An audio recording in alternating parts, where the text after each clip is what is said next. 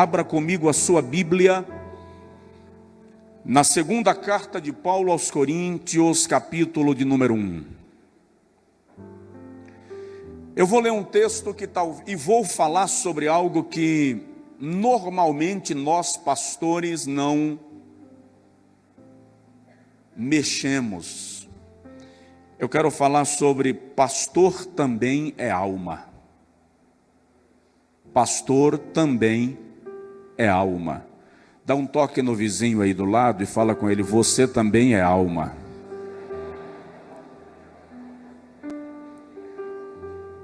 Capítulo 1, versículo 8 diz assim: porque não queremos, irmãos, que ignoreis a natureza da tribulação que nos sobreveio na Ásia, porquanto fomos provados acima das nossas forças, de maneira que até da vida desesperamos. Alguém aí consegue dizer amém? Alguém aí topa tirar esse versículo da Bíblia, por favor? Porque ele contraria a moldura de infalibilidade que alguém colocou em torno de nós.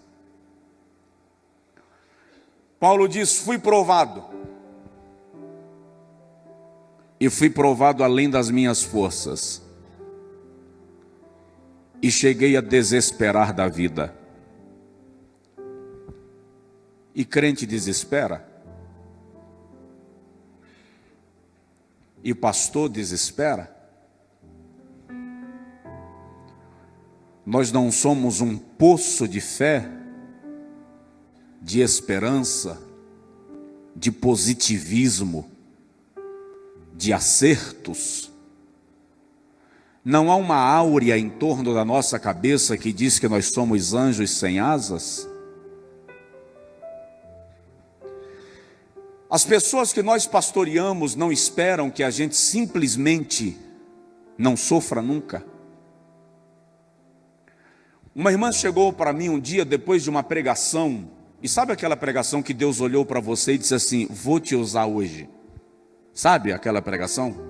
Todo mundo aqui já viveu esse dia que você foi pregar e Deus olhou e disse assim: vou te usar hoje. Quando eu terminei de pregar, a irmã chegou para mim e fez assim: pastor Josué, o senhor é tão,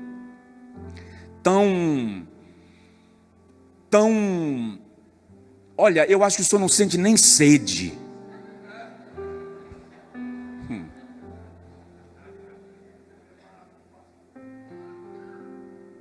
Queridos, por alguma razão alguém disse a nós que nós não devemos demonstrar emoções, fraquezas, dificuldades, sofrimento.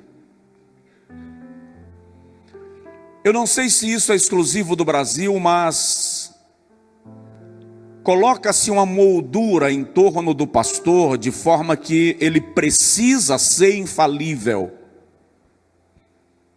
E se ele tiver alguma dificuldade, ele não pode dizer para ninguém e nem pode expressar para ninguém. Acontece que todo líder está sujeito ao cansaço físico, emocional, espiritual e ministerial. Todo líder está sujeito ao colapso ministerial e a apagar, como uma vela que já queimou mais do que deveria e mais do que poderia. Obrigado, querido.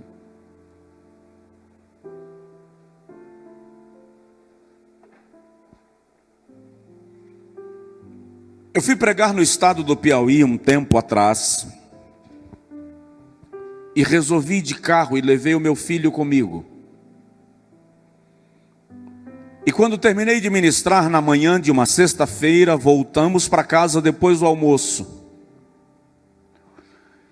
E por volta das 10 da noite, passando em um dos estados do Nordeste, de uma maneira muito estranha, A neblina tomou conta da rodovia e eu não conseguia enxergar 15 metros à frente do carro.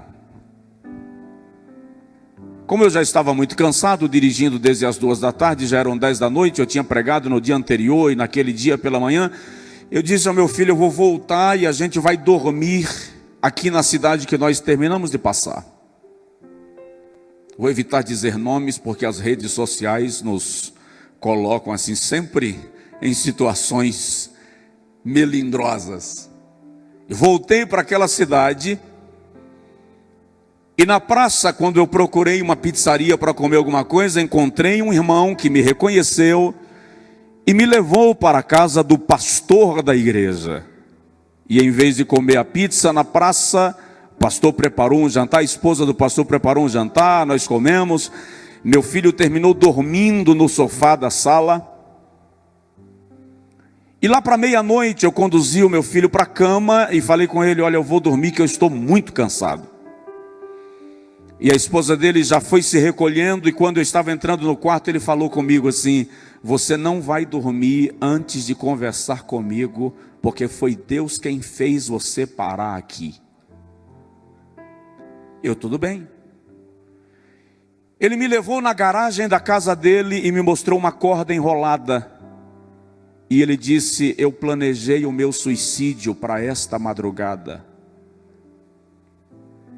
E eu disse a Deus que se Ele ainda tem algum plano na minha vida, que Ele fizesse alguém me aparecer aqui hoje, para eu conseguir me abrir e desabafar. Nós conversamos até 6 horas da manhã. E Deus deu um grande livramento àquele pastor, líder, pai, esposo, um homem de Deus. Por que que essas coisas acontecem? Não faz muito tempo eu fui chamado depois do culto para socorrer uma família de um pastor tradicional. Ele completara 42 anos naquele dia, 10 anos de casado. Chegou no sábado da sua segunda lua de mel. A igreja que ele pastoreava renovou a permanência dele lá na igreja por mais 5 anos. Foi o culto de celebração da Santa Ceia. E quando terminou o culto de ceia e ele chegou em casa, enquanto a esposa foi preparar o jantar, ele disse, vou colocar o carro na garagem. E como ele demorou, o menino dele de 8 anos disse, minha mãe, eu vou encontrar meu pai. E de repente o menino abre a porta da garagem para a sala e diz assim, mamãe, papai foi para o céu. E quando ela correu, ele estava pendurado numa corda na garagem. Como explicar para uma esposa de pastor de 38 anos que ela está viúva, porque o marido dela não aguentou a pressão do ministério? Como dizer para uma criança de 8 anos que o pai dele, pastor, mergulhou na angústia de tal maneira que não conseguiu sair de lá? Por que será que a gente não pensa que aquele herói do púlpito, carregado de fé, de poder, de unção, de inteligência, de sabedoria e de conhecimento, é uma alma que muitas vezes está pregando cura enquanto sangra? Não faz muito tempo, na cidade de Ipatinga, um pastor conhecidíssimo no contexto batista deu um tiro na própria cabeça e morreu aos 42 anos. Pô, brincadeira, o pastor vai abrir a conferência falando de algo tão melancólico. Alguém olhou para mim e falou assim, isso é muito underground, pastor. Está na hora de nós começarmos a pensar em nós não como fachada, não como imagem a ser vendida. Está na hora de nós mesmos começarmos a olhar para nós e uns para os outros como uma alma. Porque nós dizemos assim, precisamos ter amor às almas e precisamos ganhar as almas, mas o ganhador de alma também é uma alma.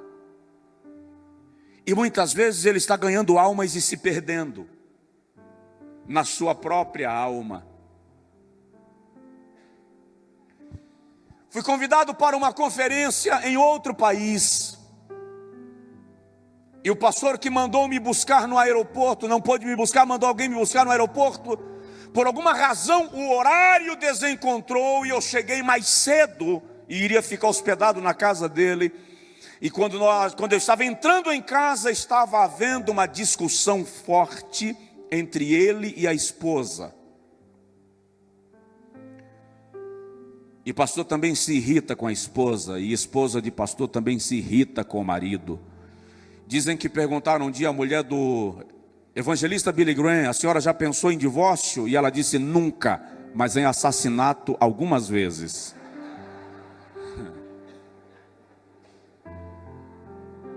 Então a mulher do pastor também se irrita, pastor também é chato. Sim ou não? E quando eu estava entrando, a esposa foi tomada de uma explosão emocional, não sei se porque a visita chegou, e ela entrou na garagem, bateu a porta, entrou no carro, e a menina de 7, 8 anos pulou dentro do carro, e ela arrastou o carro em alta velocidade, só que na saída da garagem ia passando o caminhão do lixo, e acertou o carro com muita violência. Elas foram para o hospital muito feridas. A conferência só aconteceu no domingo à noite. Quase morre mãe e filha. Por quê?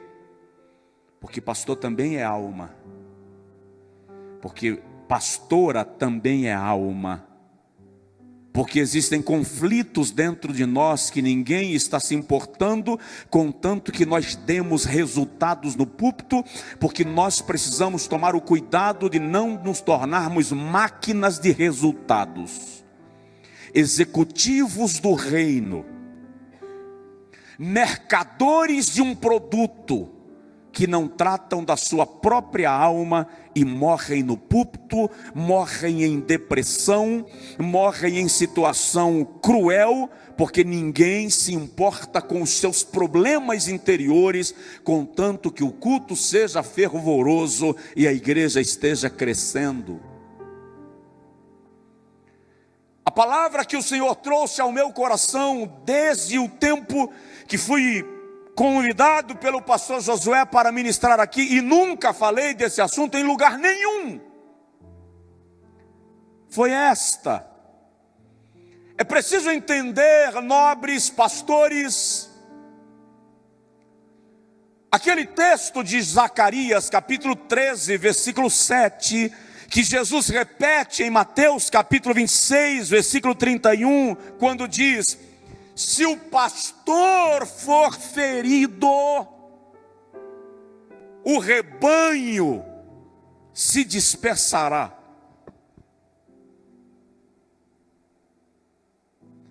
Entender que dentro de nós é uma alma é perceber que os nossos sucessos e fracassos estão relacionados com a nossa alma. O meu sonho como pastor era nunca ter problema na igreja que eu pastoreasse. Eu gostaria de ser pastor sem ter que fazer reuniões, porque é coisa cansativa é fazer reunião. E nunca ter alguém na igreja que se levantasse contra mim, que olhasse para mim e dissesse: não gosto de você, e resolvesse ser uma pedra no seu sapato. E a experiência me mostrou que nem dá para pastorear sem fazer reuniões, nem dá para fazer todo mundo gostar de mim. E eu vivi uma experiência pessoal difícil há 4 anos atrás. Compramos um terreno na nossa cidade para a construção do nosso templo. 20 mil metros de área no centro da cidade. O prefeito perguntou como é que ninguém viu essa área e você viu. Eu falei com ele, Deus escondeu para nós. Pagamos o terreno de uma forma milagrosa, extraordinariamente milagrosa. Apresentamos o projeto de arrumação do terreno, de corte de terra, e foi aprovado. No meio do serviço, o meio ambiente entra, embarga a obra e reduz o terreno de 20 mil metros para 7 mil. O jornal da cidade colocou minha foto na primeira página, e a reportagem de primeira página era: pastor quer construir templo para 12 mil pessoas, que cobre 3 nascentes e uma avenida.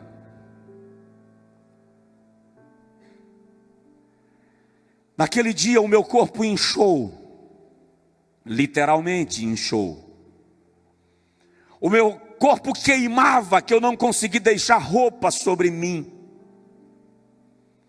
Liguei para um médico da igreja, falei o que estava sentindo. Ele fez algumas indagações. Quando eu terminei de responder, ele disse: venha para a clínica agora, que o senhor está tendo um AVC.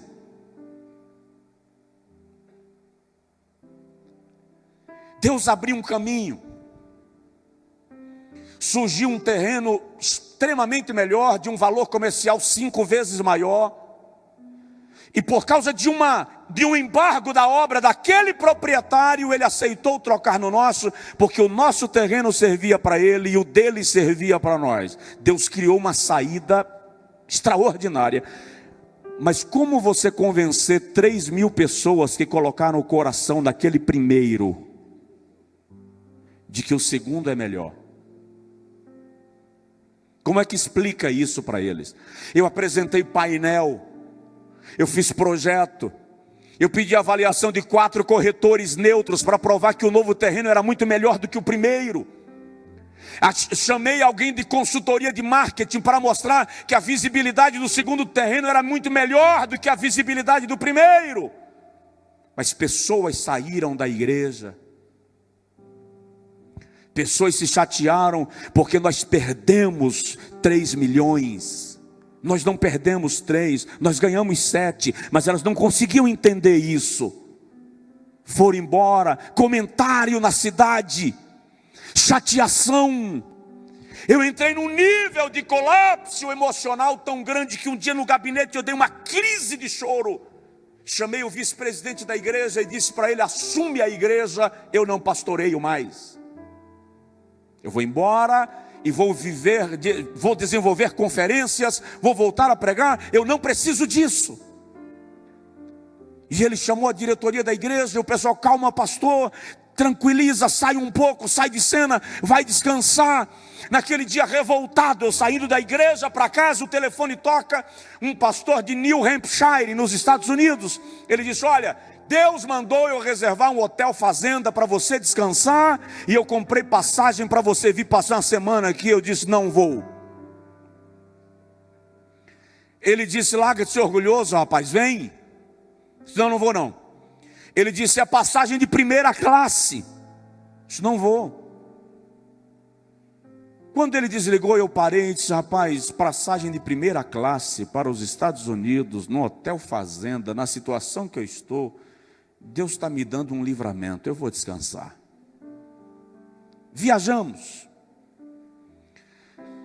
Durante a semana eu comecei a questionar Deus sobre alguns acontecimentos, sobre pessoas saindo da igreja. E aí Deus me deu uma aula que eu quero compartilhar contigo. E aquela aula me livrou da depressão. Porque o Senhor, enquanto eu encaminhava ao lado do largo, o Senhor falou comigo assim: você pensa que você é o quê? E eu falei com Deus: como assim? O que você faz? Quem você é? Eu disse: pastor de uma igreja.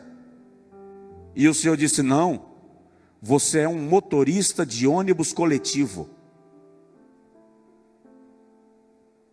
E eu disse: como? O Senhor falou: você tem a obrigação de pegar o ônibus do ponto de partida e levar na parada final, sem se preocupar com quem sobe e com quem desce. Quem sobe e quem desce não é da sua conta. O motorista de um ônibus não pergunta ao passageiro para onde ele vai, nem por que ele desceu.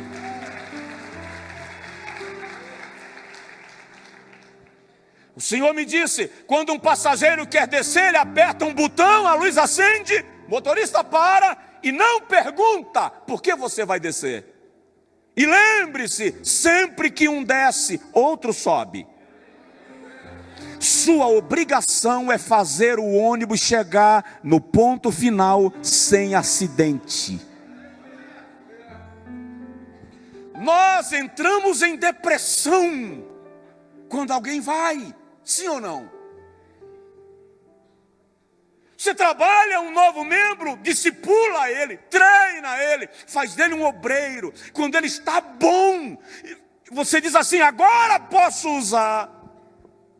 Vou colocar numa filial, numa igreja, num departamento, na função X. Ele chega para você e faz assim: pastor, eu senti de Deus.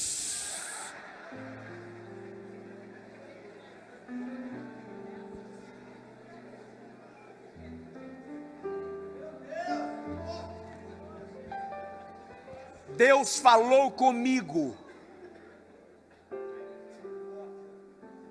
E aí a gente entra em colapso, e Deus me ensinou: não peça para que fique com você aquele que já decidiu ir. É difícil. Outro dia um pastor chegou no gabinete e falou comigo assim: Deus falou comigo que o meu tempo aqui terminou. Eu fui bem cara de pau. Eu falei com ele assim: Deus não falou. Você está querendo ir. Como você não tem coragem de dizer que você quer ir, você está colocando Deus. Porque você sabe que em nome de Deus eu não vou questionar. Não, pastor, Deus falou. Falou, falou. Você tem certeza que Deus falou? Eu tenho. Deus abençoe, vá em paz. Ele disse: o senhor não vai falar mais nada. Eu vou falar o que mais? O senhor não vai argumentar? Querido, quem sou eu para falar depois que Deus fala?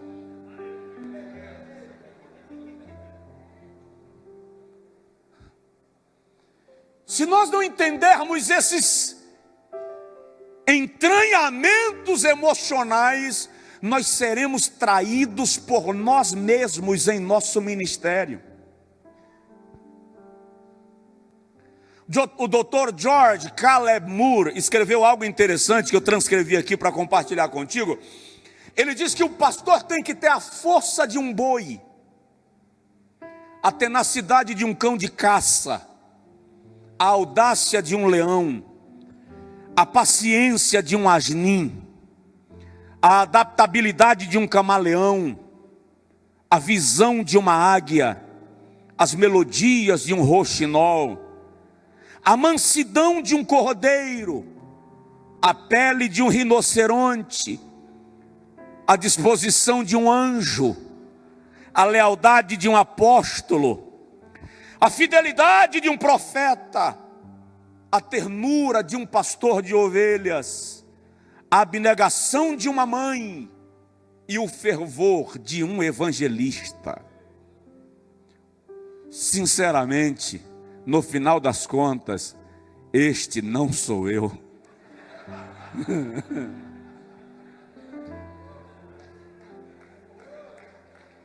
Agora,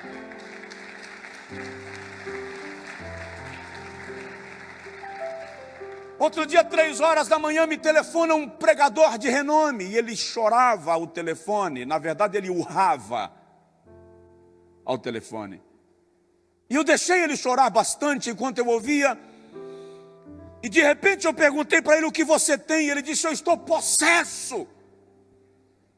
Se a gente repreende demônio pelo telefone. Mas o que está acontecendo? O que caracteriza a sua possessão? Ele disse: todas as vezes que eu termino de pregar, eu entro em angústia. Quanto melhor a minha pregação, maior a minha depressão. Isso é demônio. Eu falei com ele, não, isso é humanidade. Você é alma. Quando você prega, a adrenalina sobe. Você vira gigante. Todo pregador é gigante. E quanto mais pentecostal, mais gigante ele fica com o microfone na mão. Porque a adrenalina parece que vira um turbilhão, um vulcão. Alguns perdem a consciência, entram em êxtase. Sim ou não? É. A adrenalina subiu. Serotonina, aquela substância que gera bem-estar, alegria, felicidade, entrou em erupção. Só que o reservatório esvazia. Quando você termina de pregar, emocionalmente você está esvaziado. É aí onde você precisa de cobertura. Uma pesquisa norte-americana revelou que todos os grandes líderes que caíram no momento de maior sucesso do seu ministério. Por isso que uma igreja americana, não estou falando de uma igreja brasileira nos Estados Unidos, uma igreja americana nunca convida um conferencista sem levar a mulher dele. Ele não precisa pedir a passagem da mulher, eles oferecem. Porque eles entendem que um dos momentos mais perigosos de um ministério é depois de uma boa pregação. Sua alma esvaziou e você está precisando de cobertura. Porque nós não somos anjos sem asas. Nós somos homens e mulheres normais, carregados de emoções. A pergunta é, e eu vou falar um pouco aqui sobre dois homens e as manifestações de alma deles para a gente concluir. A pergunta agora é: como está a minha alma e a sua? Sabia que alguns problemas da igreja que a gente pastoreia não é problema da igreja, é problema da nossa alma?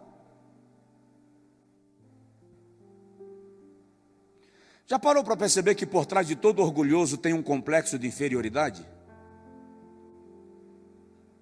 Eu falei um dia com um pregador tiradão, que olha para todo mundo de cima para baixo, pisa no povo e tal, e chega chegando. Um dia ele me deu uma deixa, eu não sei para que ele me deu aquela oportunidade. Quando ele me deu a oportunidade, eu falei com ele: você tem complexo de inferioridade, você precisa se tratar. Não entendi, meu líder. Eu disse, essa necessidade de pisar nas pessoas é complexo de inferioridade. Você está tentando se compensar machucando os outros. Pergunta para o pastor ou pastora aí do lado: como está a sua alma?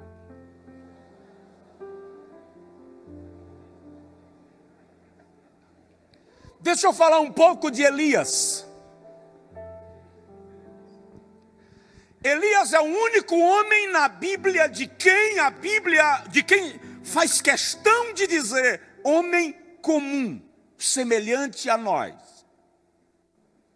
Parece que diante da grandeza de Elias, o Espírito Santo faz questão de lembrar que Elias é apenas um homem. Diga comigo: eu sou um homem ou mulher de Deus. Diga comigo: homem de Deus, mais homem. É isso que a gente esquece. Homem de Deus, mas homem. Elias vive lá na região de Gileade, nas montanhas áridas e desertas de Gileade, solitário. Ele confia nas promessas de Deus para Israel. De longe, Elias está vendo Jezabel esfoliando o povo de Israel e matando os profetas do Senhor. Parece que Elias está naquela situação dizendo: deixa o mundo se acabar, eu não vou me envolver nesse problema de Israel. Espiritualidade é uma questão individual, então cada um que se vire. Mas chega um momento que Jezabel destrói o altar do Senhor e edifica nos altos os altares de Baal e de Azera. Azera era a divindade feminina correspondente a Baal, conhecida como a deusa da fertilidade e da vida. Baal é o deus da agricultura e dos montes. Elias acha aquilo um absurdo e ele entra em cena. Elias entra em cena no pior momento espiritual de Israel depois da saída do Egito. Aquele é o pior momento espiritual de Israel. É ainda pior que o momento de Saul. E quando Elias entra em cena, ele diz assim: segundo a minha palavra. Segundo a palavra de quem? Minha. Não haverá chuva sobre a terra por 3 anos e meio. Presta atenção. Olha o nível de autoridade do profeta. A minha palavra determina que o céu fique cerrado 3 anos e meio. E Jeová chancelou. Não choveu. 3 anos e meio sem chuva por causa da palavra do profeta. Esse é o primeiro ato profético de Elias em relação a Israel. Queridão, lá na cidade onde o senhor pastoreia, imagina aí, o senhor chega na praça da cidade, com o prefeito lá, os secretários, diz assim: segundo a minha palavra, o céu estará cerrado e Jeová honra. O que é que você espera? Vem todo mundo dizer para você: você é um homem de Deus, nós queremos ficar perto de você, porque o que você diz acontece. Foi isso que aconteceu com Elias, sim ou não? Não. Ele dá uma declaração e Jeová diz, vou usar uma expressão bem baiana, tá? Jeová diz assim: vaza, sai fora. E Elias vai se esconder. Depois de um tempo X, Elias volta em 1 Reis 18 e manda um recado para Acabe e diz assim: chama os profetas de Baal, Deus dos montes, e leva todo mundo ao monte. Eu vou desafiar Baal na casa dele. Ele não é Deus dos montes. Eu não vou orar no vale, eu quero orar no monte. E o Deus que responder com fogo será Deus em Israel. Isso não é um desafio secreto, porque toda a nação está lá assistindo o movimento. Quando os profetas de Baal clamam, Elias até esnoba. Clame mais alto. Ele pode estar viajando. Aqui há um herói da fé, um gigante espiritual. Todo pastor desta conferência já se sentiu gigante na fé, gigante espiritual, em algumas fases do seu ministério. Querido, tem fase no nosso ministério que se Lázaro morrer e deixar para o 5º dia, a gente ainda vai lá na porta do sepulcro. Mas tem fase do ministério que se a mulher sentir dor de dente, que você quer chamar outro para orar. Mas aqui é a fase do gigantismo. E quando Elias ora, ele diz assim: mostra para este povo que tu és Deus em Israel e que eu sou teu servo. O fogo desceu do céu, queimou o holocausto e ainda lambeu a água que Elias colocou no meio do altar. E é interessante que eu sempre me perguntei por que Elias joga água, manda abrir um rego e joga água. O que tem a ver? Qual é a lógica? E aí estava lendo um historiador esses dias, ele diz que na verdade nos altares de Baal haviam dutos embaixo do altar. E aqueles dutos ficavam cheios de combustível. E na hora da adoração, os sacerdotes de Baal vinham escondidos e acendiam o fogo com combustível. Por isso que eles acreditavam que Baal era Deus. Mas naquele dia, nem colocando fogo no combustível embaixo do altar de Baal, não acendeu. Porque onde há homem de Deus chancelado pelo Espírito Santo, nenhuma marmota há de prevalecer. Mas quando Elias ora, ele diz assim: coloca água. Faz o inverso. E a água, o fogo vem e queima o holocausto e lambe a água. Toda a nação se curvou. Só Jeová é Deus. Só Jeová é Deus. Você já viveu fases assim no seu ministério? Que todo mundo reconhece Deus em você. Você passa e as pessoas te aplaudem. Você chega no banco e o gerente levanta para te receber na porta. O prefeito marca audiência contigo no teu gabinete, ele não chama você no dele, que está vivendo a fase do fogo. Era tão poderoso o ministério de Elias agora, que ele diz assim: mata os profetas de Baal, e o povo pega e mata todo mundo. Só que o texto diz assim, 1 Reis capítulo 17, versículo 38 a 41, o texto diz que quando terminaram de matar os profetas de Baal, está bem claro lá, e cada um voltou para a sua casa e para o seu lugar. Diga comigo, e cada um voltou para a sua casa e para o seu lugar. E o pastor ficou onde? O pastor ficou lá esperando o bilhete de Jezabel. Porque é possível que tenham membros da sua igreja que você não sabe onde ele mora, depender do tamanho da cidade que você pastoreia e do tamanho da igreja que você pastoreia. Tem gente lá que você não teve condição ainda de ir na casa, mas a tua casa, Jezabel sabe onde é.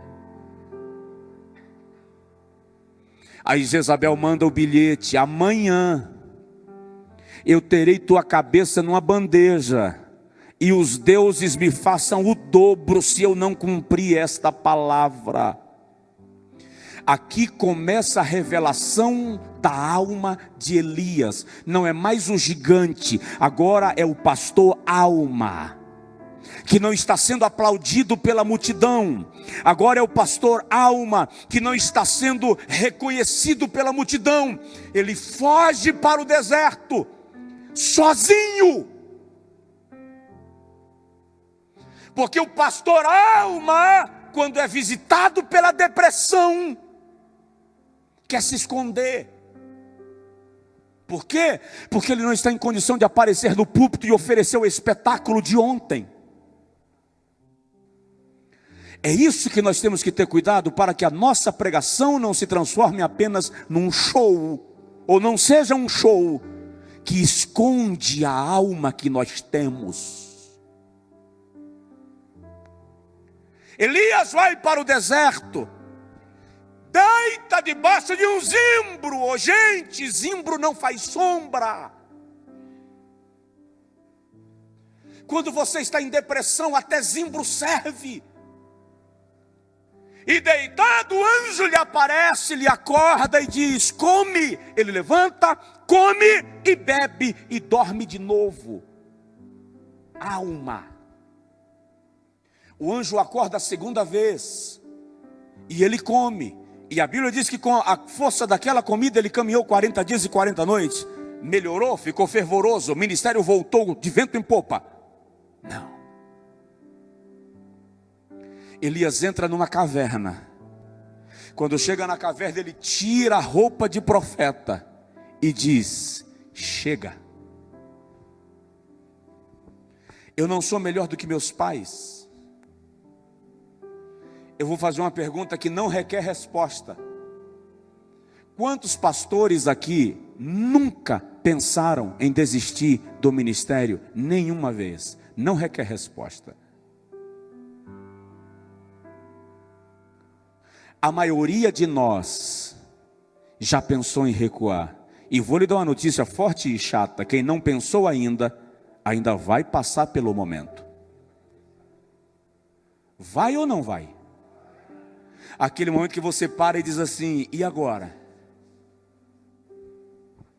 Eu preciso disso.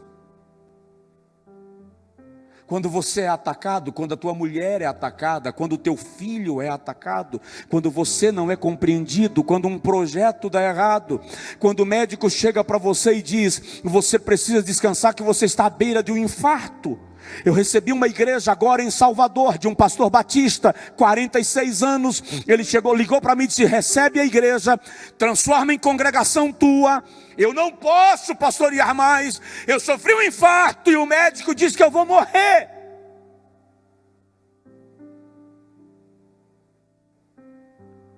Todos têm um momento de Elias: chega, basta, E aquele momento que você vê o filho chorando por causa do teu ministério. Porque é a única função no mundo que o chamado é você e tua família vai toda junto. A mulher do médico não tem que ser médica, ela não dá atendimento no consultório dele. O filho do médico não tem que ser enfermeiro. A mulher do advogado não tem que ser advogada. O filho do advogado não tem que ser promotorzinho. Mas a mulher do pastor, se ela não for a dirigente do culto de mulheres, a líder da rede de mulheres, da secretaria de mulheres, do círculo de oração, se o filho do pastor não aprender a tocar, não souber ser líder de jovens, não arrumar uma função para ele, tenho cá minhas dúvidas se ele é chamado mesmo. A família é ou não é? Aí um dia de culto administrativo na igreja que eu sou pastor, meu filho disse assim: não quero cargo nenhum. Está bem. Terminou o culto, alguém chegou para ele e perguntou: e você, qual é o seu cargo? Ele disse: filho do pastor.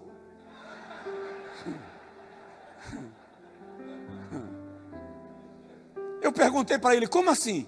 Ele disse: o senhor está pensando que ser filho de pastor não é cargo, não?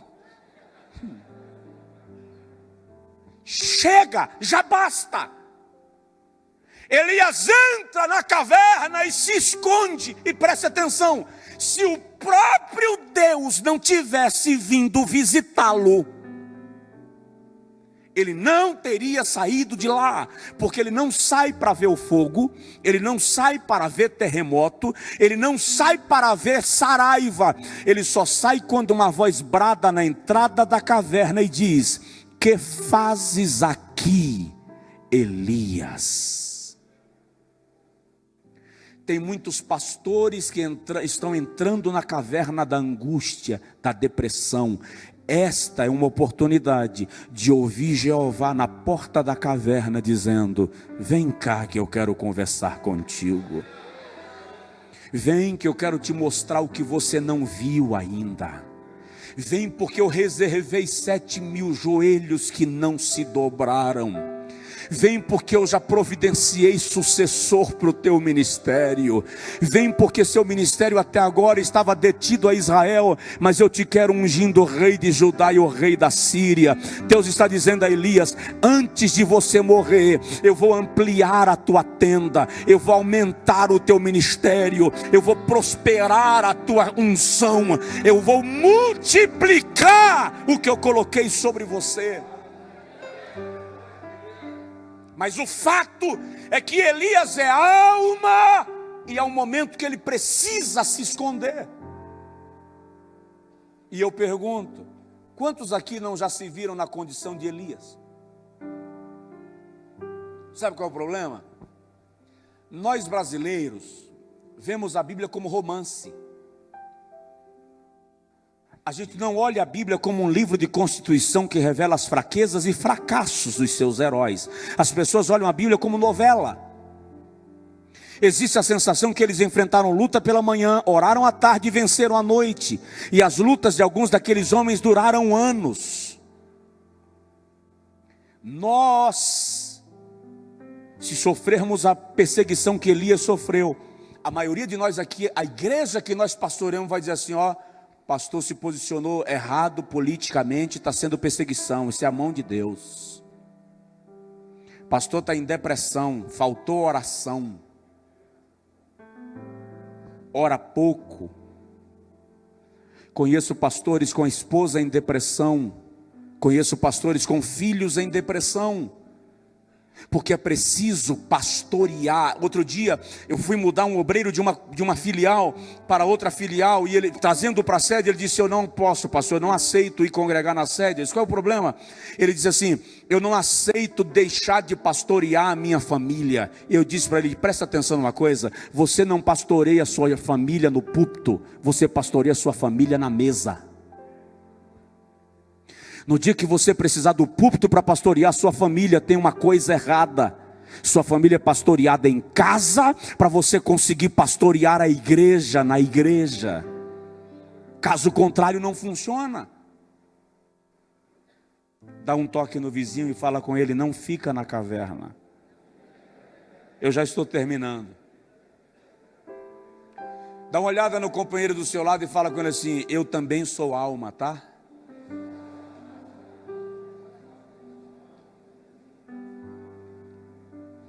Deixa eu falar de um outro camarada pouco conhecido, e em 10 minutos paro e oro contigo. Ministro de louvor no templo de Jerusalém nos dias de Davi, pastor Asaf.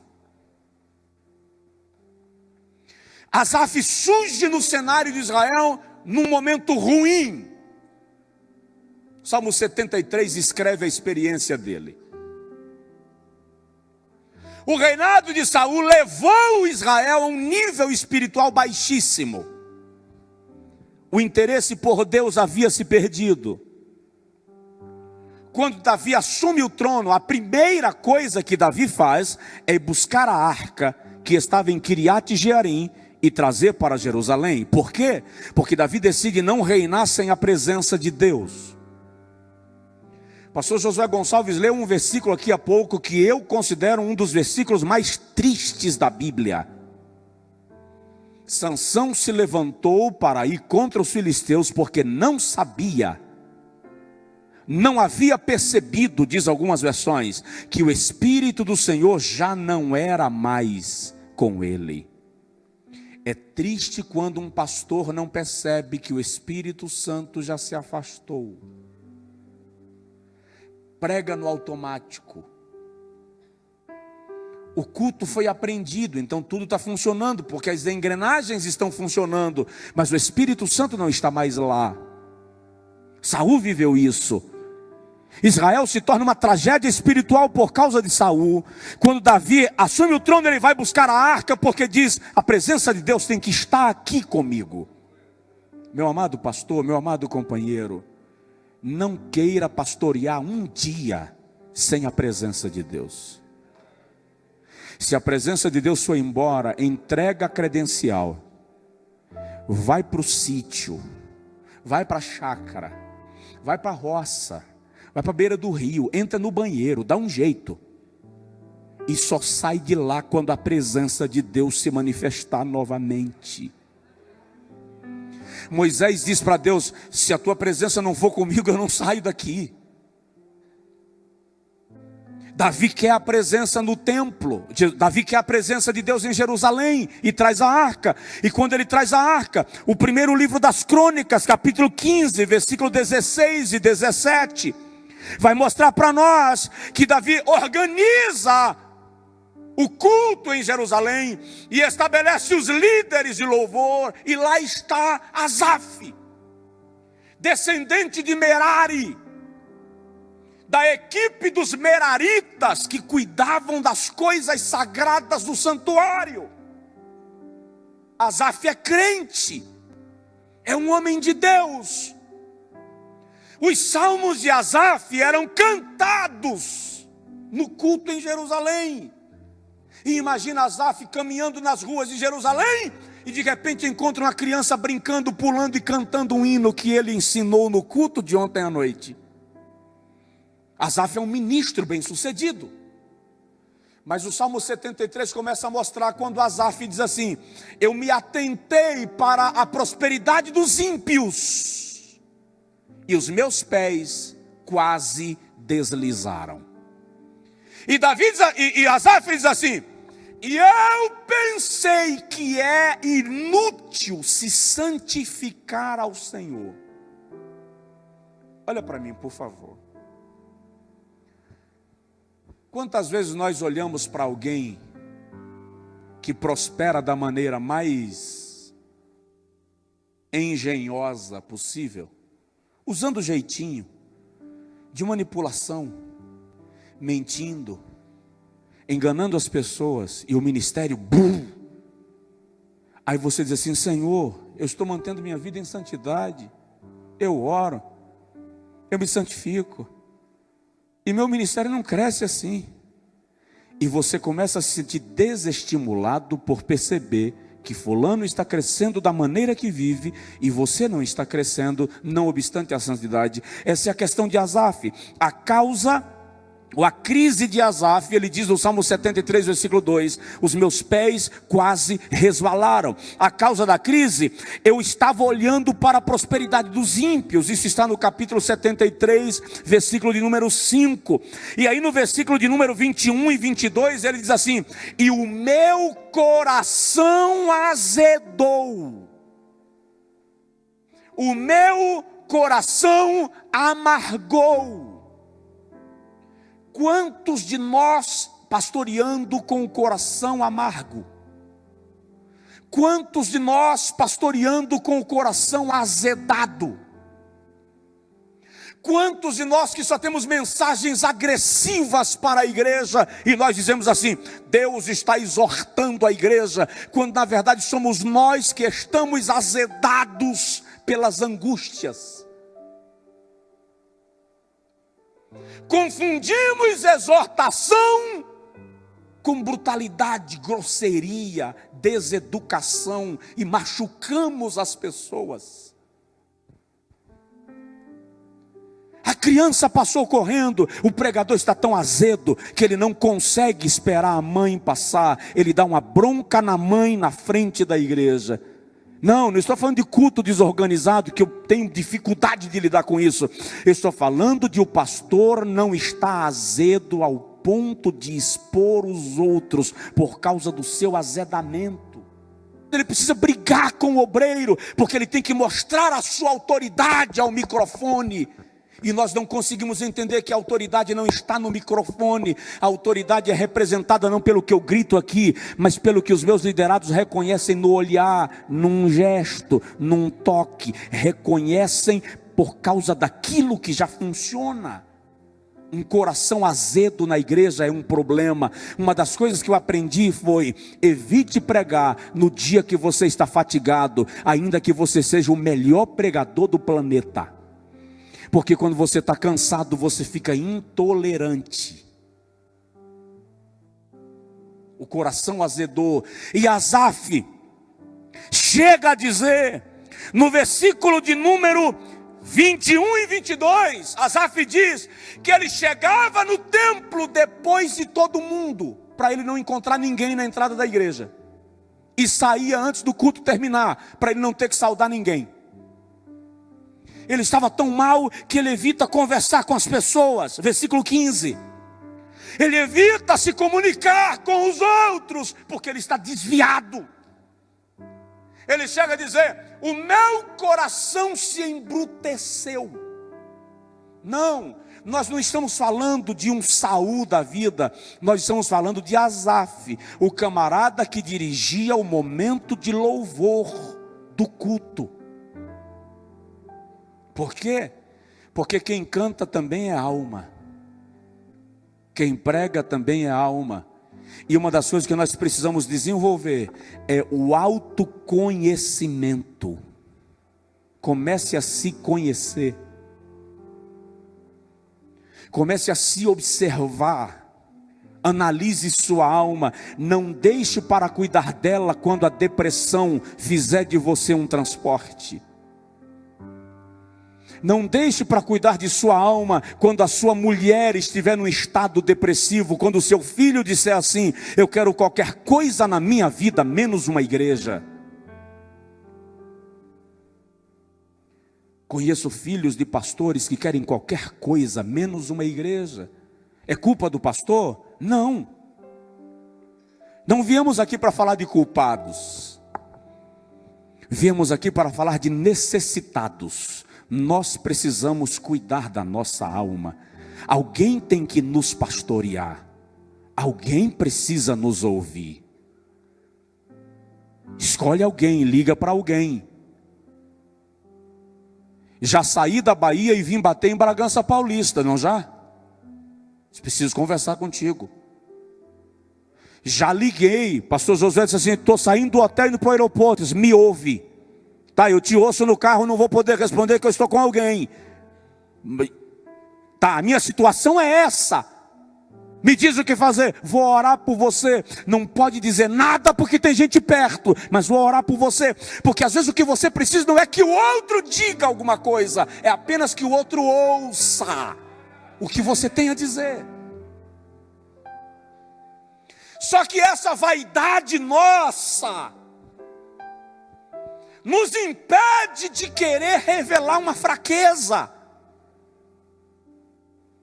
Nós preferimos revelar uma fraca força do que uma forte fraqueza. Eu prefiro vender a imagem de um cara infalível morrendo, apodrecendo, do que chegar para alguém e dizer: me socorre porque eu estou apodrecendo e vou me perder. E a porta de escape da sua alma pode ser exatamente essa capacidade de sentar com alguém e dizer: me socorre porque eu estou perto de um colapso. Esta conferência não é uma conferência de pastores exortando pastores. É uma conferência de pastores discipulando pastores, paternalizando pastores. É você adotar alguém, sair adotado por alguém e sair daqui dessa conferência no dia 9, no dia 10, consciente que a partir de agora há alguém que vai exercer paternidade sobre a sua vida, alguém que vai exercer autoridade espiritual sobre a sua vida.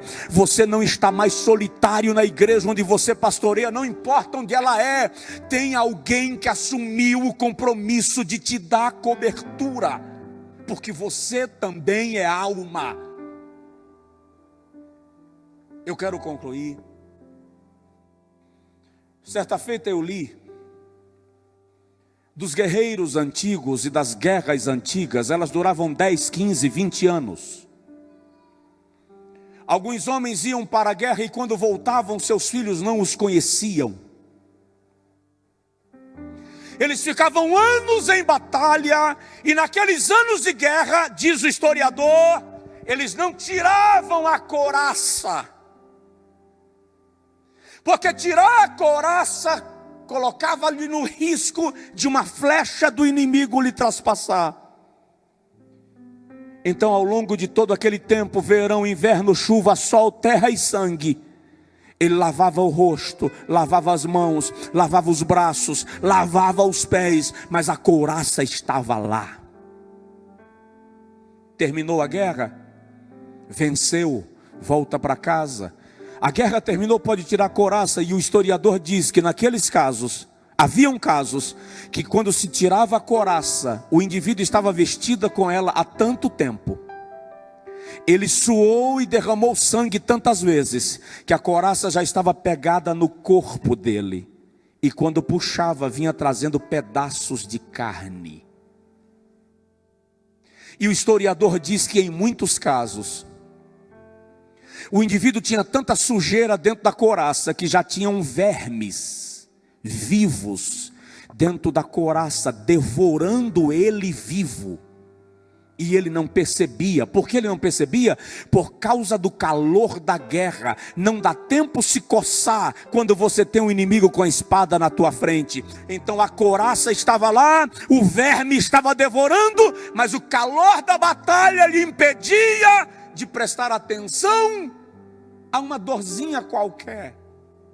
Então o historiador diz que quando se tirava a couraça daqueles homens, me permita tirar o paletó, em alguns casos tinha tanto verme no corpo do guerreiro que ele morria infeccionado pelos vermes que estavam dentro do seu corpo. Agora preste atenção, aquele guerreiro não morreu na guerra, não morreu pela espada do inimigo, morreu por causa da sua própria armadura. Quando eu li isto, eu vi nós, eu vi a gente, eu vi pastores. Muitos pastores estão morrendo não por causa do adultério, não por causa da corrupção, não por causa da vaidade, mas porque eles nunca tiram a couraça para lavar. Escondem suas feridas para que ninguém veja. A gente volta para casa, vencemos a guerra, vencemos os adultérios, vencemos as tentações, vencemos as malandragens do mundo. Mas fomos feridos por nossa própria armadura. O meu convite a você, ao senhor, à senhora, nesta primeira noite dessa conferência, é este. Aproveite esses 4 dias. Tire a couraça. Se dispa. Deixa a credencial no quarto. Deixa aquela pompa pastoral debaixo da cama. Venha nu para ser clavado, tratado, cuidado. As feridas precisam ser limpas, cicatrizadas. Quando o senhor voltar para a igreja que o senhor pastoreia, a igreja que te aguarda vai dizer assim: meu pastor foi curado, minha pastora foi tratada, alguma coisa está diferente na vida dele e dela. Fica de pé, por favor, os que puderem.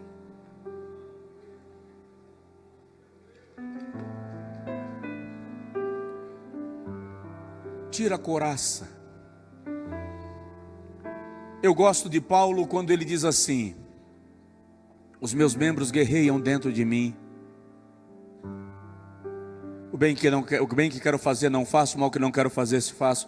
O que eu vejo ali é Paulo descendo da plataforma, se mistura com a multidão e diz assim: eu sou igual a vocês, eu tenho as mesmas lutas. Pastores, nós somos tão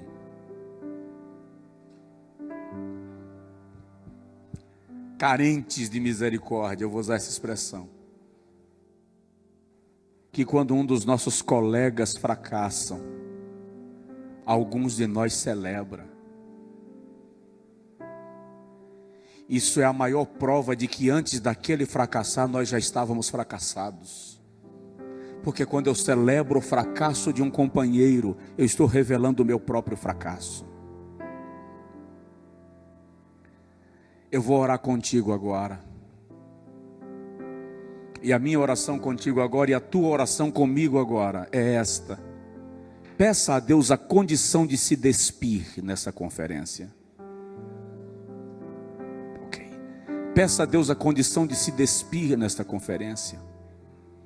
Aquelas feridas que estão guardadas, que ninguém mexeu, que Deus não revelou para ninguém, revela para Deus agora.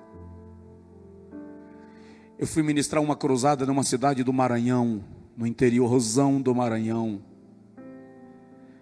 Jesus fez algo extraordinário na cruzada, dezenas de pessoas se converteram. Naquela noite 2 paralíticos foram curados, uma coisa extraordinária. No outro dia estávamos nos despedindo de todo mundo, quando na casa do pastor, na hora da despedida, fizemos a oração e Deus falou comigo: libera o povo e fica com fulano, fulano e fulano. E eu liberei os irmãos que iam no ônibus, segue em frente que a gente acompanha. E olhei para a mulher do pastor e falei com ela: Deus me disse, Deus me revela muito pouco as coisas, tá, irmãos? Muito pouco, muito raro. Deus me disse que a senhora tem alguma coisa a falar. Aquela mulher desabou chorando e chorou, e chorou. Eu chamei 2 irmãs que estavam com seus respectivos maridos e falei com elas: vai no quarto e ouve a irmã. E quando ela entrou no quarto, ela abriu o vestido. Ela tinha hematomas no corpo inteiro, de apanhar dele. Ele espancava ela na hora do sexo, espancava na hora do almoço, espancava de madrugada, ela estava toda marcada. Os gritos daquela senhora se ouviam do quarto na sala. E ela gritava assim: finalmente Deus disse para alguém. Finalmente Deus contou o meu segredo para alguém. E eu olhei para ele e falei: agora fala, o que está acontecendo? Aquele homem foi violentado dos 4 anos aos 14 pelo próprio padrasto. Quando ele se casou, ele viu na mulher dele o saco de pancada para vingar as feridas que ele trouxe da infância e da adolescência. Não viajamos naquele dia, nós só viajamos no dia seguinte. Ficamos o resto do dia com aqueles pastores, ouvindo, conversando, orando, tratando, se perdoando, se reconciliando, sendo restaurados, porque em algum momento a couraça precisa sair. Ore comigo. E se houver alguém entre nós que diga assim: pastor, eu quero receber uma oração específica, e quiser sair do seu lugar e vir à frente, venha. Deus está nesse lugar ministrando sobre nós, cuidando da nossa alma. Ei, aleluia. Esse é o momento de se despir mesmo, tirar toda aquela necessidade de provar alguma coisa para alguém e dizer para Deus: cura as minhas feridas, trata a minha alma, tira meus cascões, aquilo que eu trouxe das traições que já vivi, das frustrações que já sofri, dos machucões que já me fizeram. Oh Deus, oh Deus, esta é a primeira noite desta conferência. Nós estamos diante de Ti, Senhor, desmontando a fachada, desmontando a imagem bem elaborada. Nós estamos tirando a couraça e mostrando a Ti as nossas feridas. Manifesta nessa conferência, Senhor, um ambiente de paternidade espiritual, onde nós adotemos uns aos outros como irmãos, companheiros e filhos na fé, onde nós assumimos o compromisso de cuidar da alma um do outro. Nós vamos sair desta conferência decididos, Senhor, que não faremos parte daquele exército que ataca os seus companheiros, que se alegra quando o outro tropeça. Nós estamos tirando a couraça para dizer: sim, Senhor, fomos feridos na batalha. Em alguns casos temos até vermes devorando-nos por dentro da couraça. Mas nós nos abrimos para o tratamento do Espírito Santo nesta noite. Nós nos abrimos para a ministração do Espírito Santo nesta conferência. Eu peço agora, Senhor, que o Espírito Santo mova o coração dos Teus filhos e das Tuas filhas, pastores e pastoras aqui presentes, que cada um seja tratado pelo Espírito Santo no mais íntimo de sua alma. Vai, Senhor, ao mais íntimo de cada um. Vai, Senhor, ao mais íntimo de cada um. Porque o Senhor, quando olha para nós, não vê ministérios. O Senhor, quando olha para nós, não vê o tamanho da igreja que a gente pastoreia. O Senhor, quando olha para nós, vê a nossa alma carente de socorro. Socorre o Teu filho, Senhor. Socorre a Tua filha, Senhor. Socorre nesta conferência. Socorre. Dá o livramento, abre a porta de escape, em nome de Jesus, em nome de Jesus, em nome de Jesus. Se for possível, só coloque a mão no ombro do companheiro que está do seu lado e ministre sobre ele 30 segundos uma palavra de oração. Ore por ele.